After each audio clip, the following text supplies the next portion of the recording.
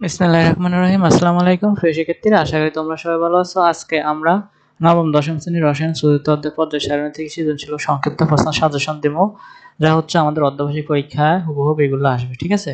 তো প্রিয় শিক্ষার্থীরা, এখানে আমাদের সংক্ষিপ্ত প্রশ্ন সাজেশন আমাদের পর্যায় সারণী থেকে কি কি শিখতে হবে। এক হচ্ছে পর্যায় সারণী বলতে কি বোঝায়, দুই মৌলিক পর্যায় মৌলিক গ্রুপ, পর্যায় সারণীর বর্তমান অবস্থানের জনককে, মেন্ডেলিফের পর্যায় সারণীর দুটি সমস্যা লেখো, আধুনিক পর্যায় সারণীর মূল সময় কিভাবে সাজানো হয়, অর্ধধাতু বলতে কি বোঝায়, দুটি উদাহরণ দাও, এসপিডিএফ ব্লক বলতে কি বোঝায়, ইলেকট্রন বিন্যাস অনুযায়ী ব্লক নির্ধারণ করো, সোডিয়াম ম্যাগনেসিয়াম আয়রন, মানে এগুলোর হচ্ছে যে গ্রুপ নাম্বার নির্ণয় করা, গ্রুপ ও পর্যায় নম্বর কিভাবে নির্ধারণ করা হয় ওটা সম্পর্কে লিখতে হবে, মূলের পারমাণবিক সংখ্যা ও পর্যায় সম্পর্কে ব্যাখ্যা। তো এগুলো হচ্ছে আমাদের সংক্ষিপ্ত 10টি। এইগুলো যদি আমরা ভালোভাবে শিখতে পারি তাহলে ইনশাআল্লাহ তোমাদের পরীক্ষায় এই প্রশ্নগুলো পর্যায় সারণী থেকে আসবে। তো সৃজনশীল প্রশ্ন সাজেশন, আমাদের সৃজনশীল প্রশ্ন কেমন হতে পারে দেখো। নমুনা প্রশ্ন 1, আরিফ মৌল এক্স ও ওয়াই এর গঠন বিশ্লেষণ করে দেখে যে এক্স মৌলের শেষ শক্তি স্তরে 1টি ইলেকট্রন এবং ওয়াই মৌলের শেষ শক্তি স্তরে 7টি ইলেকট্রন রয়েছে। তাহলে আমাদের ইলেকট্রন বিন্যাস করে দেখবো যে আমরা সোডিয়ামের সর্বশেষ 1টি ইলেকট্রন এবং তোমার হচ্ছে যে ক্লোরিনের সর্বশেষ 7টি ইলেকট্রন থাকে। তো পর্যায় সারণীর প্রধান ব্লক কয়টি? ক নম্বর হচ্ছে মৌল বলতে কি বোঝায়, পর্যায় সারণীর প্রধান ব্লক কয়টি, এক্স ও ওয়াই কোন গ্রুপ ও পর্যায়ে অবস্থিত। খুবই ইম্পর্টেন্ট গ্রুপ এবং পর্যায় নাম্বার তোমাদের পরীক্ষা আসবে।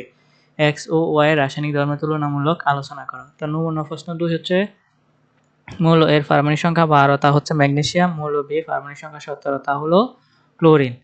তো এখানে পর্যায় সারণী বলতে কি বোঝায় ভালো করে আমাদেরকে মুখস্থ করতে হবে সংজ্ঞা। আর আধুনিক পর্যায় সারণীর প্রধান বৈশিষ্ট্যগুলো লেখো। আমাদের যে পর্যায় সারণীর বৈশিষ্ট্য আছে আমরা তোমাদের বইয়ের মধ্যে দাগিয়ে দিব কোনগুলো পড়তে হবে। এ ও ভি কোন পর্যায় গ্রুপ পড়বে ব্যাখ্যা করো। এ ও বি, তাহলে এ মৌলটি হচ্ছে ম্যাগনেসিয়াম, বি মৌলটি হচ্ছে পারমাণবিক সংখ্যা। আমরা ইলেকট্রন বিন্যাসের মাধ্যমে গ্রুপ নম্বর এবং পর্যায় নম্বর বের করে নেব। আশা করি তোমরা গ্রুপ নাম্বার এবং পর্যায় নম্বর বের করতে পারো। যদি না পারো তাহলে তোমরা কমেন্টে জানাবা, স্যার তোমাদেরকে এগুলো সলভ করে দেব।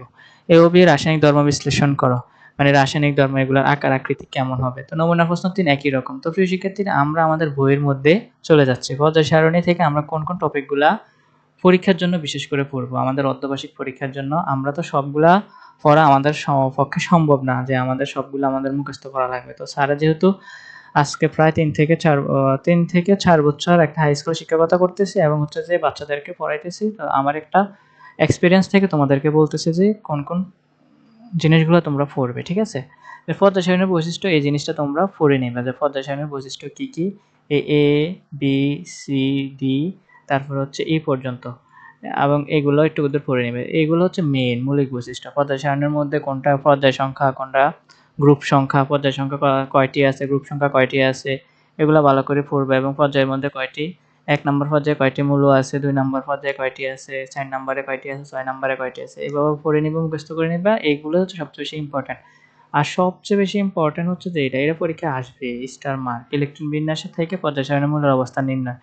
তো নিয়ম 1, ইলেকট্রন বিন্যাস নিয়ম 1, সর্বশেষ অরবিটালে যদি 1 থাকে তাহলে এটা হচ্ছে গ্রুপ নাম্বার 1, আর এটা সর্বশেষ প্রধান শক্তি স্তর 1, সেটা হচ্ছে পর্যায় 1। তাহলে আমাদের কিন্তু দেখো সর্বশেষ অরবিটালে ইলেকট্রন সংখ্যা 1, তাহলে গ্রুপ 1 এ আছে হাইড্রোজেন, এটা হচ্ছে হাইড্রোজেন পারমাণবিক সংখ্যা 1। আর প্রধান শক্তি স্তর 1 হয়, পর্যায় আছে 1 এ। তাহলে আমরা একটু দেখি আমাদের নিয়ম 1 এর কথা কি বলছে। তাহলে এইখানে আমাদের নিয়ম 1 অনুযায়ী হচ্ছে যে এই যে হাইড্রোজেন দেখো গ্রুপ 1 এ আছে আর পর্যায় 1 এ আছে। এভাবে আমাদের সর্বশেষ প্রধান শক্তি ছাড়া যতগুলো ইলেকট্রন থাকবে, হ্যাঁ, সর্বশেষে যে কয়টি ইলেকট্রন থাকবে সেটার গ্রুপ নাম্বার আমরা ধরে নিব এস অরবিটালের মধ্যে। তো আমরা বুঝতে পারছি। তার নিয়ম 2 তোমাদেরকে বলে দিতেছি স্যারে। নিয়ম 2 তোমাদেরকে মনে রাখতে হবে, নিয়ম 2টা খুবই ইম্পর্টেন্ট। সেটা হচ্ছে যে এসওপি, সর্বশেষে যদি এসওপি অরবিটাল থাকে তাহলে তোমাদের এসওপি অরবিটালের ইলেকট্রন সংখ্যা যোগ করার সাথে 10 যোগ করে তার গ্রুপ নম্বর নির্ণয় করতে হবে। আর পর্যায়ে নম্বর হচ্ছে তার সর্বশেষ প্রধান শক্তি স্তর। এখানে দেখো 1s 2s 2p, এখানে এসওপি আছে, বোরন 5, তা এসওপি আছে, এস এ 2 আছে, পি এর মধ্যে 1 আছে। তা এসওপি থাকার কারণে এটার সাথে 10 যোগ করলে আমরা 13 নম্বর গ্রুপে পাবো। কাকে? বোরনকে। আর কয় নাম্বার পর্যায়ে? 2 নাম্বার পর্যায়কে। তো নিয়ম 2 কি? নিয়ম 2 হচ্ছে এসওপি থাকলে ইলেকট্রন সংখ্যার সাথে 10 যোগ করতে হবে এবং সর্বশেষ প্রধান শক্তি স্তর যা হবে তা হচ্ছে পর্যায় সংখ্যা। আমরা দেখব 2 নাম্বার পর্যায়ে 13 নাম্বার গ্রুপে বোরন আছে কিনা। তো তোমাদের একটু দূর মানে সুবিধা হবে তো তোমাদের বুঝতে। তো আমরা একটু ধরে আবার হচ্ছে যে উপরে যাইতেছি পর্যায় সারণীর মধ্যে। দেখো আমাদের বোরন পর্যায় 2, তারপর হচ্ছে গ্রুপ 13 নম্বর, পর্যায় 2 গ্রুপ 13 নম্বর, 13 13 13 13 13, এই যে এটা 1 নম্বর পর্যায় আর এটা হচ্ছে 2 নম্বর পর্যায়। এই যে 13 নম্বর গ্রুপে কে আছে? বোরন আছে। বুঝতে পারছো? আশা করি তোমরা ইলেকট্রন বিন্যাস পারবা, যেহেতু তোমরা অর্ধবার্ষিক পরীক্ষার কাছাকাছি আসলো। তোমাদের প্রাইভেট বা স্কুল ক্লাসে তোমাদেরকে শেখানো হয়েছে। নিয়ম 3 হচ্ছে যে আমাদের সর্বশেষ শক্তি স্তরের সাথে ডি ও এস অরবিটাল থাকে, তাহলে 6 আর 2 যোগ করবা, 6 আর 2 যোগ করলে যা হবে তাই হচ্ছে গ্রুপ নাম্বার, আর হচ্ছে সর্বশেষ প্রধান শক্তি হচ্ছে পর্যায় নাম্বার। তাহলে 4 নাম্বার পর্যায়ে 8 নাম্বার গ্রুপ কে আছে? আয়রন আছে। তো স্যারে আর দেখলাম না, তোমরা দেখে নিবা। এইভাবে আমাদের সবগুলা ইলেকট্রন বিন্যাস করছে। তো ইলেকট্রন বিন্যাস করে আমাদেরকে গ্রুপ নাম্বার পর্যায় নাম্বার বের করে নিতে। তো এই চার্টটা খুব ইম্পর্টেন্ট। এই চার্টটা শেখার চেষ্টা করবা, না পারলে স্যারেরা বলবা, স্যারে তোমাদেরকে সমাধান করে দেবো। পরীক্ষার জন্য এখান থেকে 3 মার্ক আসবে, এখান থেকে 3 মার্ক আসবে ঘ নাম্বারে। আশা করি তোমরা বুঝতে পারছো। এবার ইলেকট্রন বিন্যাসের পর্যায় সারণীর মূল ভিত্তি।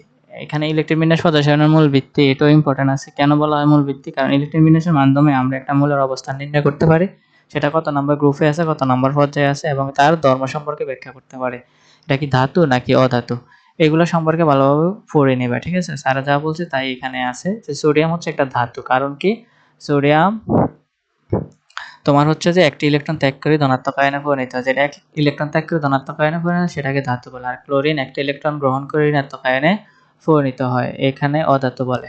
তো আমরা ইলেকট্রন বিন্যাসের মাধ্যমে পর্যায় সারণীর কি করতে পারি?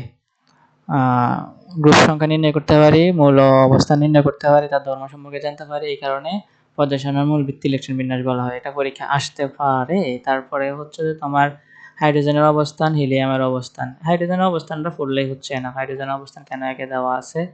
তার হচ্ছে নাম্বার ল্যাটনের সারিক আর একনের সারিগুলো মূলের অবস্থান খুব ইম্পর্টেন্ট। এটা 5 ও 6 নাম্বারে কেন কানেক্টেড, এটা এখান থেকে পড়ে নিবা।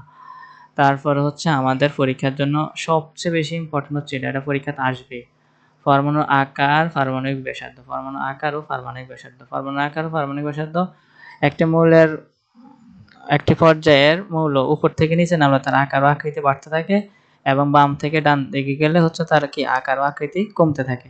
এই ধর্মটা তোমরা ভালো করে পড়ে নিবে। আর কেন কমে কেন বাড়ে এটা যদি ভালো করে পড়ো তাহলে অবশ্যই তোমরা বুঝে যাবে আশা করি। এরপর আয়নীকরণ শক্তি পড়তে হবে, পরীক্ষাতে আয়নীকরণ শক্তি আসে আকার বা আকৃতি সম্পর্কে। এরপরে ইলেকট্রন আসক্তি এতটা ইম্পর্টেন্ট না।